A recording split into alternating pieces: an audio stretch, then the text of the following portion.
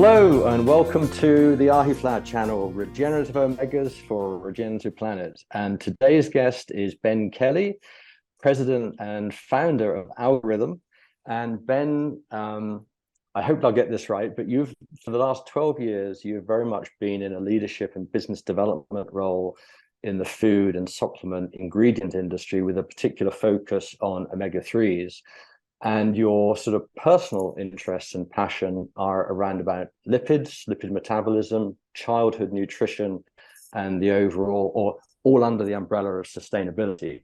Thank you for having us. And our team was really excited to start to partner with Nature's Crops because we've talked and kind of collaborated, worked for a number of years now.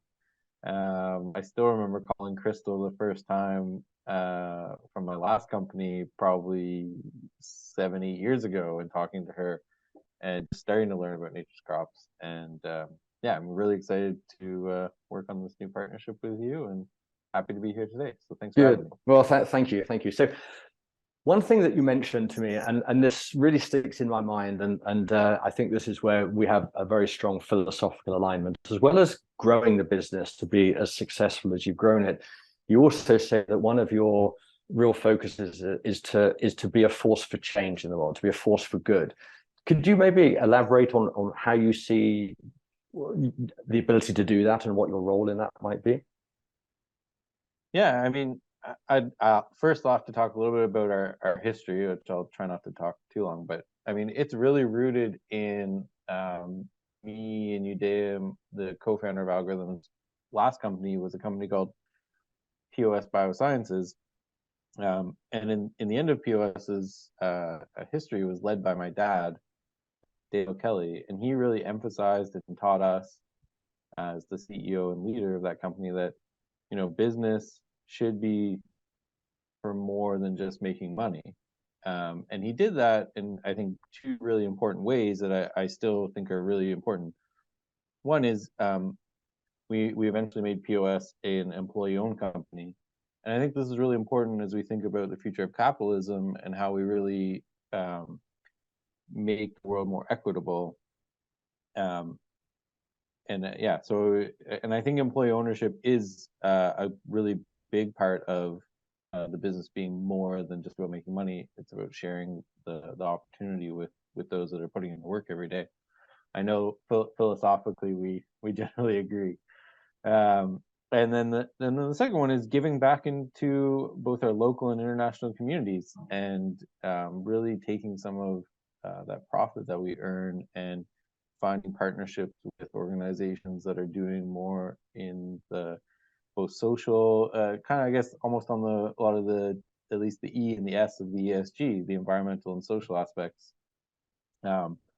And so for an algorithm, on the social side, we do some local things, like we had an event, which we haven't been able to recreate since COVID, but called Socks and Sammys.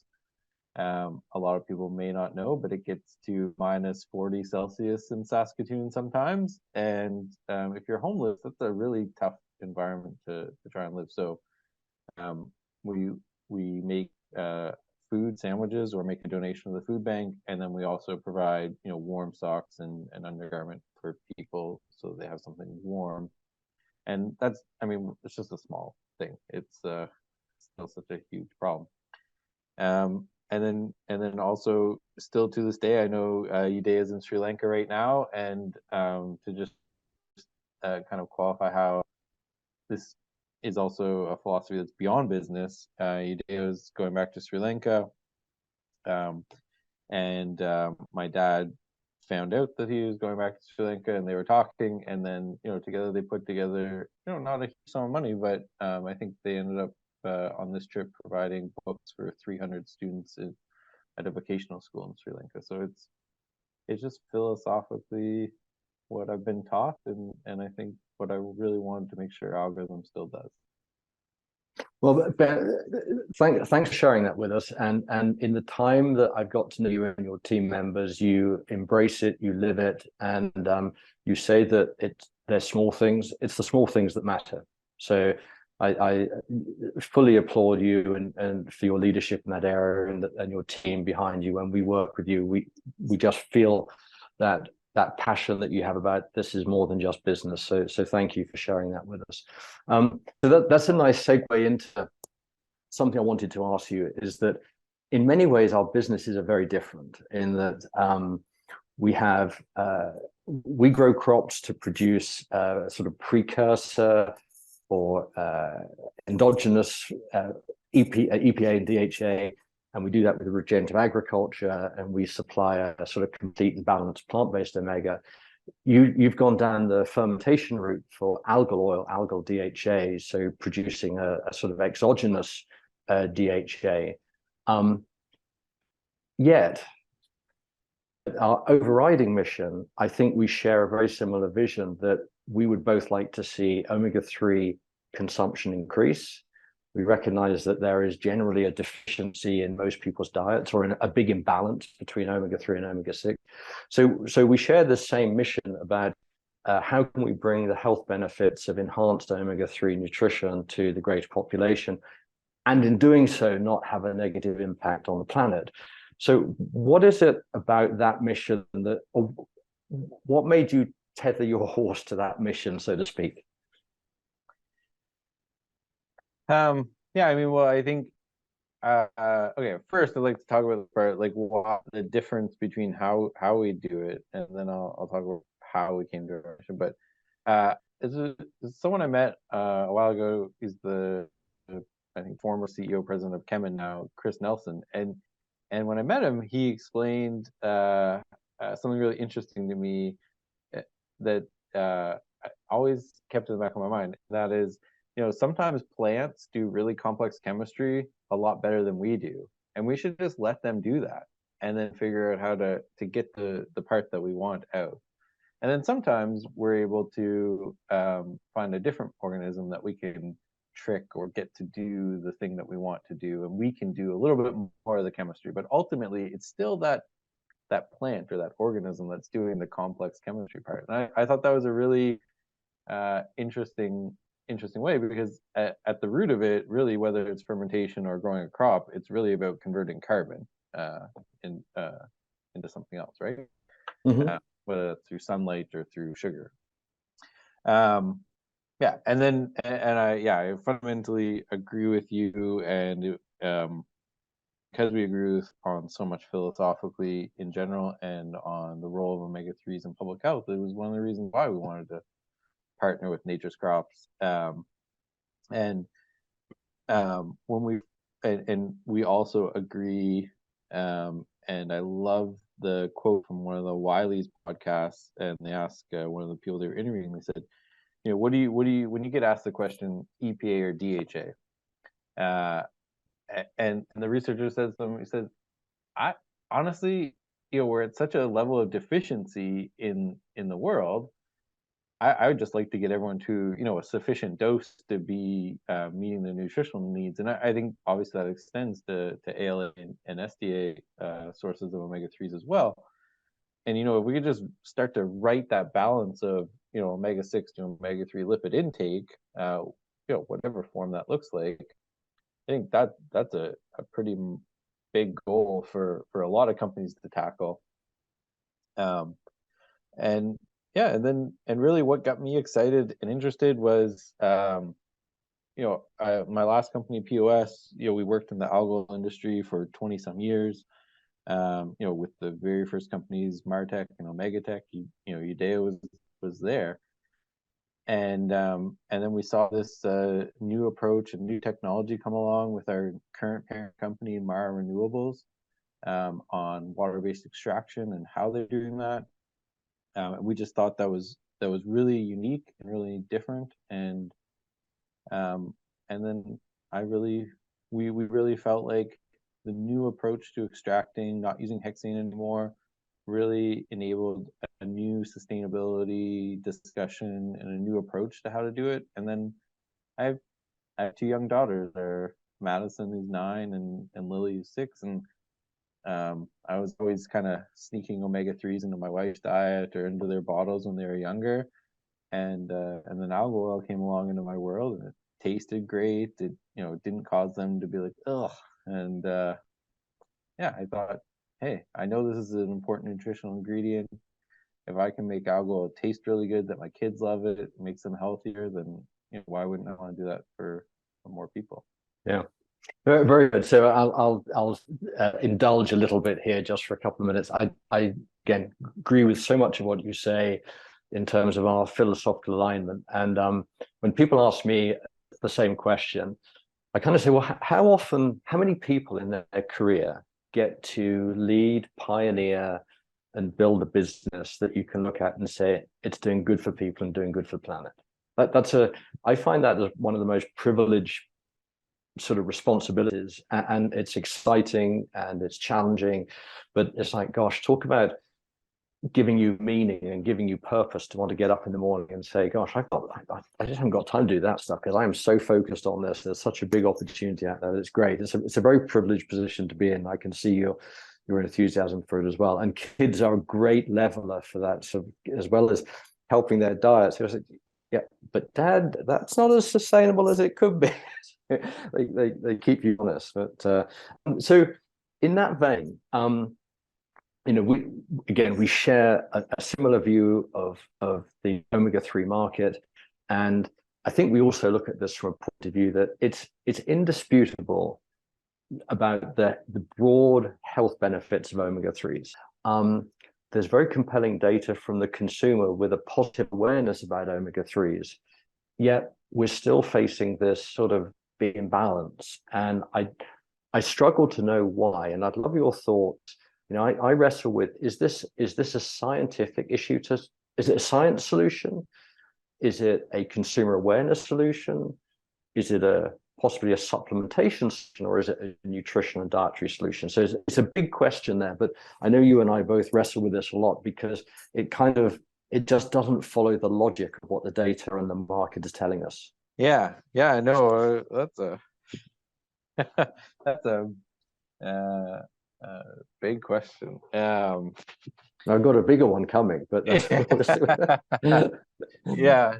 When we started Algorithm, one of the things that we really felt like was important, and it's still in our mission statement today, was what we say is making plant-based omega-3s easy, enjoyable, and eco-friendly for everyone. And by easy, we really meant like really identifying formats and applications that we could broaden the use of healthy fats and get them into more functional foods and applications that will touch more consumers.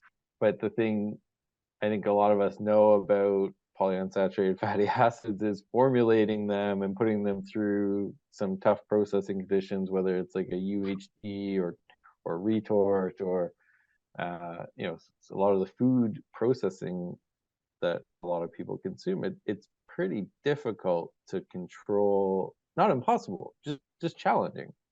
And I think that and then cost as well, still, I always think back, and I always say to everyone, ultimately for consumers, it comes down to cost and price, right? I don't know how many times in the last, since I've been working in this industry that I hear this cost price. Like everyone comes up with something new, they're like, oh, sustainability, and there's all these, the next things, and I don't disagree that they're very important, but it seems like I feel like there's always a new paradigm or something that's new, and it's going to be the one that drives the consumer, and then we get back to, oh, actually, it's still cost and taste, and so I think continuing to improve upon that is really critical to driving broader consumption.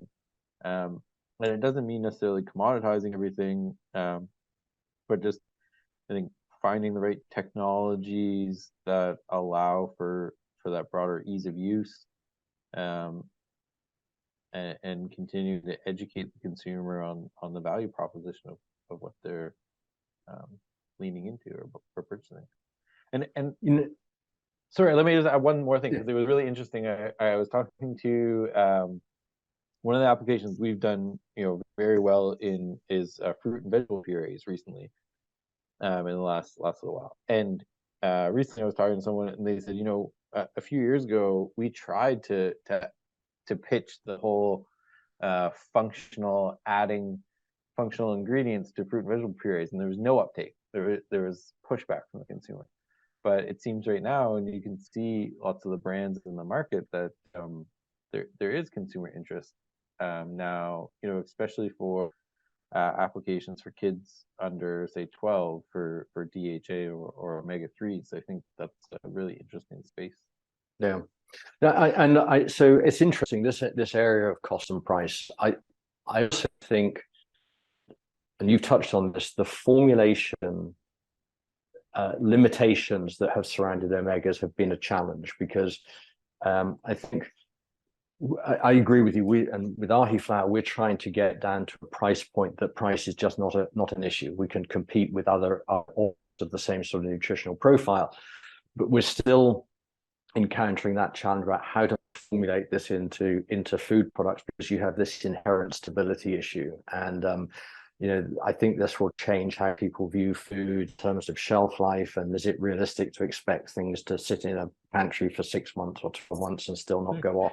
Good, yeah. So and I think that's where we've got to think also about freshness and quality. And I know you pride yourself on Algarithm having the best tasting algal oil as well, which is a key point, because that has also been a brush that has been painted on many of the marine omegas as sort of not tasting particularly great, or the very long chain omegas is not tasting great. So further then to build on that, which is what are the unlocks that we need to address this opportunity? And I think we also realize that price is important. We're never going to see algal oils or Ahiflower oil or omega oils at the same price that we're seeing soybean and canola oil. They serve a different purpose. But I hope and I believe we will see them at a price where price is not the rate limiting step. Price is not the barrier. There might be other barriers, but it won't be one of price. So if we look at a macro market level now, and I am not close enough to the market to have really precise data, so I'll report on what I've seen in the public domain, and you could tell me if I'm sort of barking up the wrong tree or not. But from what I've seen, data going back a couple of years would be that, broadly speaking, the omega-3 ingredient market globally is about 110,000 metric tons, and that would be for human and pet. And of course, outside of that, there's aquaculture and other things. But for human and companion animal, I've seen about 110,000 metric tons. And I've also seen that about 95% of that is still from marine sources, primarily fish, anchovy and menhaden and sardine. And about 5% is from vegan sources, in plant-based and algal oil. So that poses to me a couple of questions. The first one is that, going back to what I mentioned earlier, that with this big imbalance between our omega-3 and omega-6 intake, if we just try to equilibrate that to what would be a more normal sort of dietary intake, so it's reported that 3-to-1 omega-6 omega-3 is kind of like the balance, and we're currently at 20-to-1. So if you just extrapolate that, broadly speaking, and not get hung up onto whether it's 20 or 23-to-1, it looks like we would need to increase our omega-3 usage today by 7-fold, broadly speaking. And then if as population grows and we look at other markets coming online, etc., we've got a very compelling opportunity out there if the omega-3 consumption increases. And we're faced by a supply chain issues in some parts of the industry. It's widely reported that the marine oil industry throughout COVID has faced some real supply chain issues, and whether those have been availability of product or pricing of product. I think prices are probably 300% higher than where they were pre-COVID. And so we've got a macroeconomic sort of market set of data. We've got some supply chain challenges around price and availability. And we also have a growing consumer set of preferences that talk about plant-based or vegan. They talk about sustainable, they talk about traceable, etc. All of these things are converging on an industry that is very heavily reliant at the moment on marine sources. So with your forward-looking cap on, how do you think the industry is going to look 5 years from now, and what would you like it to look like 5 years from now?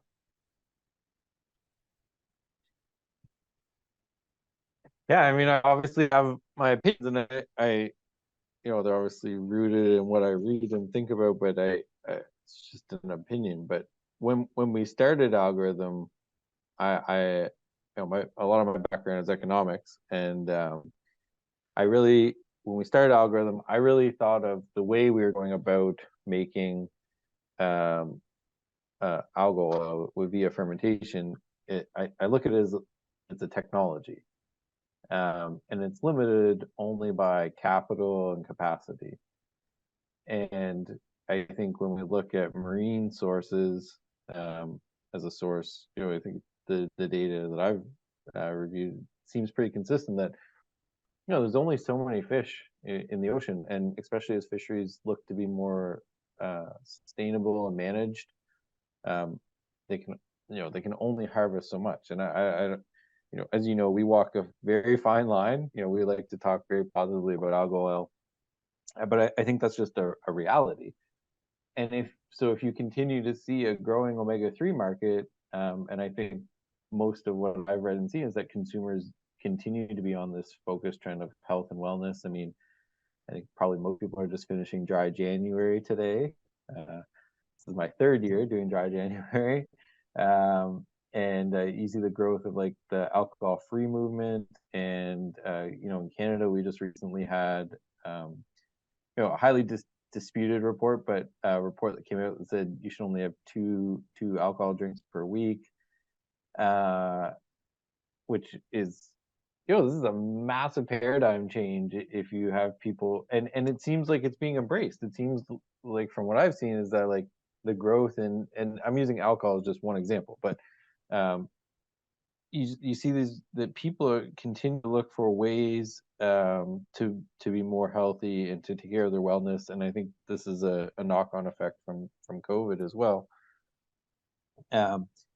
And so going back to then the omega-3 part, I mean, I think consumers will continue to seek out omega-3s, and I think just at the high level macro level, those omega-3s will have to come from somewhere else. And as you noted, if we really we grow at roughly 3 to 4% a year, the total market, but the reality is there's probably several multiples of that to really hit the global omega-3 like consumption level that should exist. And I know we have a very good friend, a shared mutual friend in Sam, who has told me forever that there's not enough omega-3s in the world, and they're like, we need to make a ton of more of omega-3s. And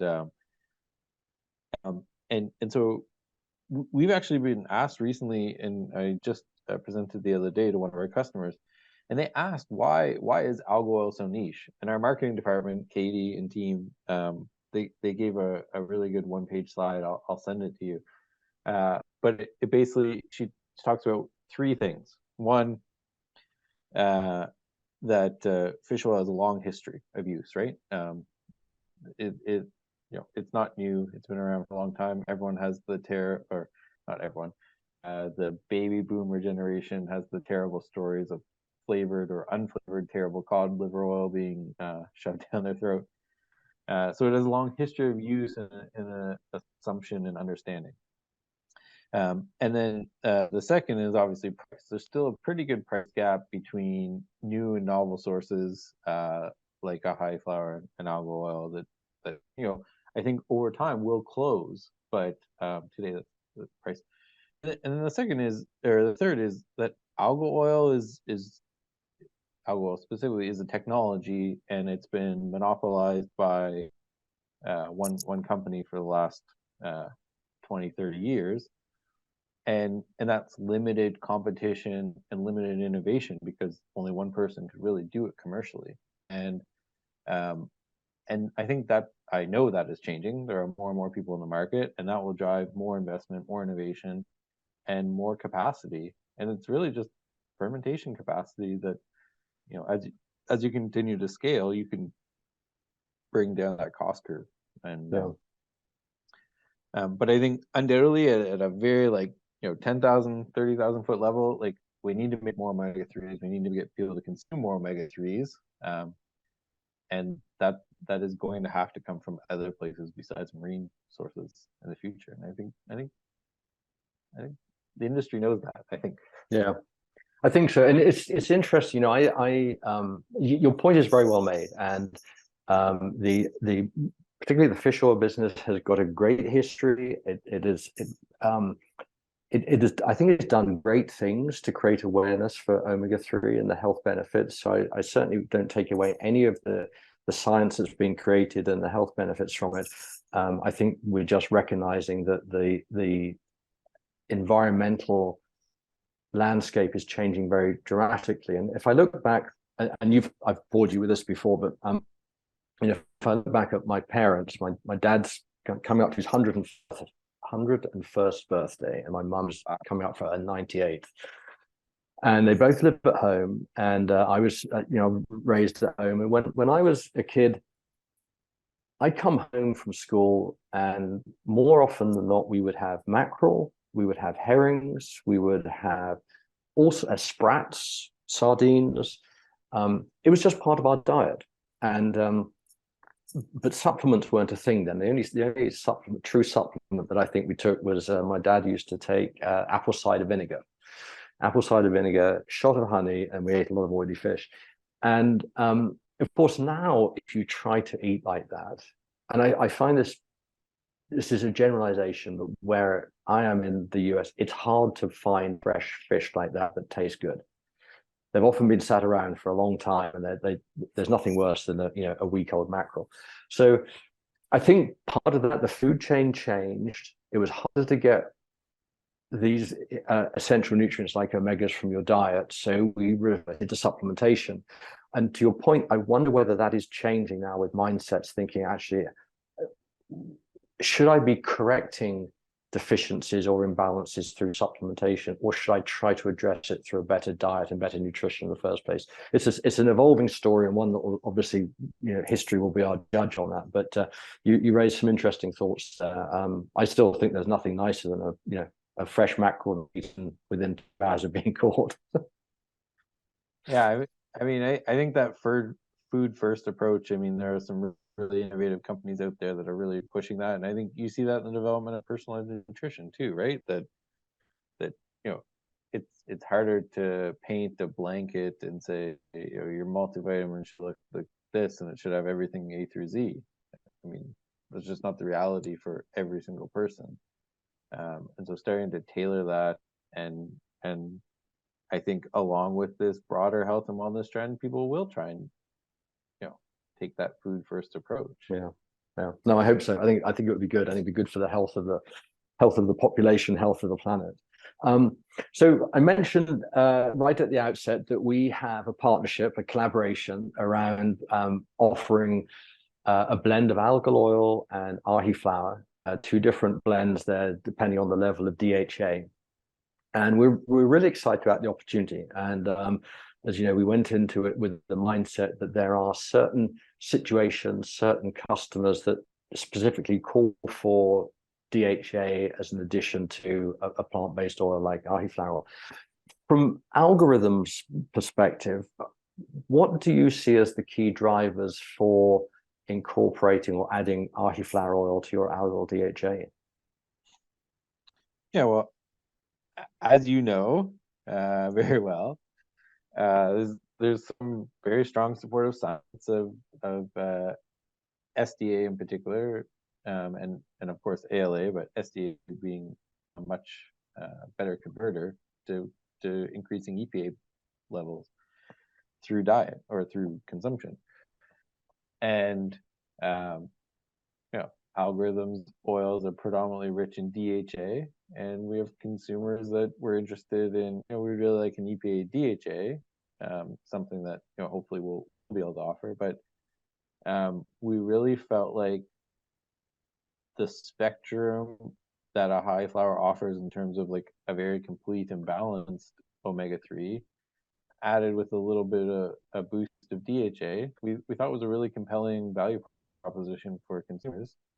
And I mean, that's a big driver. And then I would say the second thing is also just like you and your team, you, Crystal, Justin, Greg, and everyone else. I mean, we we've always strived to do business and work with people that we like, we get along with well, philosophically we agree, and when we can put then two products together and make something that's 1+1 is 3 type of thing, this is a really compelling, worthwhile way to work together. So yeah, I mean, I think it's that simple. I think it's yeah, it's just getting started. It's going to be a lot of fun. I think there's a lot of opportunity. Well, the bottle of whiskey in the post to you, Ben, for saying that. Thank you. But in fact, seeing as you've just come off dry January, I wonder whether I should keep it, because my January wasn't dry. My kids said it was more like a damp January.